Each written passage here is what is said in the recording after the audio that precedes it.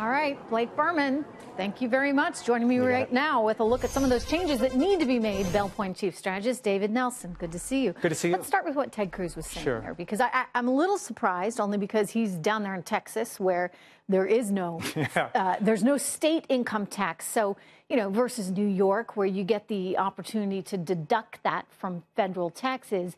In Texas, you don't have to worry about it. But he's making the point that he doesn't think this is going to be fair to everyone.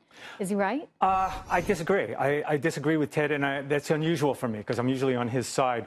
I think SALT, the state and local tax exemption, is going to be probably the battle line that we're going to be facing right now.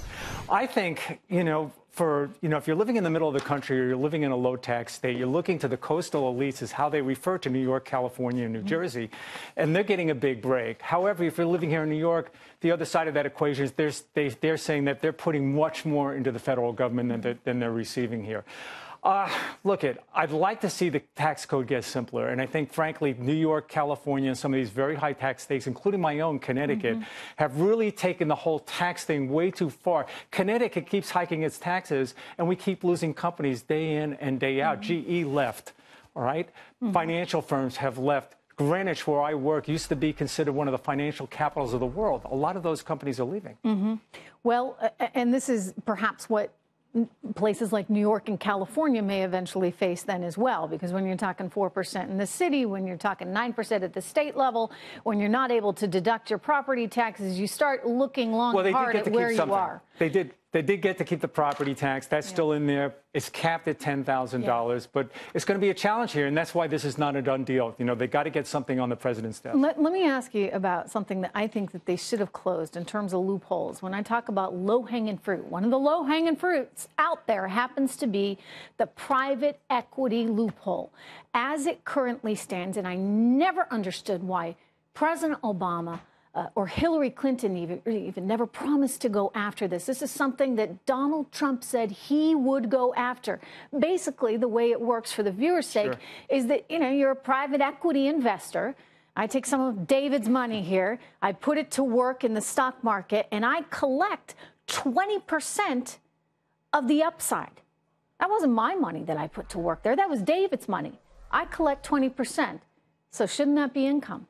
Well, right now, it's treated as investment, and so these guys get away with paying way less instead of paying the income tax on it. Does that need to change? It does need to change, and what you're referring to is carried interest, and it's been a loophole for some time.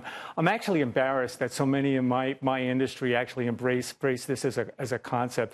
Income is income, and I doubt somebody working on an assembly plant line in Peoria, Illinois, feels the same way as a hedge fund manager here in New York or California or anywhere else.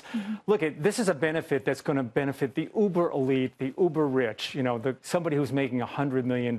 They need to eliminate it. You can believe that Kevin Brady's phone must have been ringing off the hook, because when this first came out, it wasn't addressed at all. They didn't even touch it. They didn't even touch it. Then they put a 2-year holding period. Now they've upped it to 3. They can go to 4, 5, 6, or 7. Can I clarify something else for the viewers? Private equity investors, that's the whole idea. You hold something for 3 to 5 years. So those guys are already holding it. And all you're doing is delaying it. So that doesn't do a darn thing, Kevin Brady. You put a 3-year hold on that, it does not matter. Basically, this was an opportunity to collect some tax revenue, as they rightly should, on income. And, David, they missed it. And the optics are awful, because this gives the Democrats something to point to and say, you know what, this is really a benefit for the uber rich. I'll tell you, I don't think Donald Trump's going to like it one bit. I mean, he said he did. He did over and over again. He said, we're gonna close that loophole. And Steve Mnuchin was just out recently, say they're going to fight hard against it. I hope they live up to their word. A lot of people commented to me directly on the show yesterday, because I made a big deal out of this.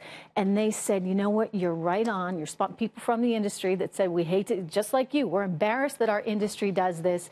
But you know what? They said, it's the swamp at work. And so many of these people on Capitol Hill are backed by people in the financial industry, in the private equity industry, that don't want to see this change. There's a lot of things. This is why tax reform has been so difficult to do, and why it hasn't been done for over 30 years.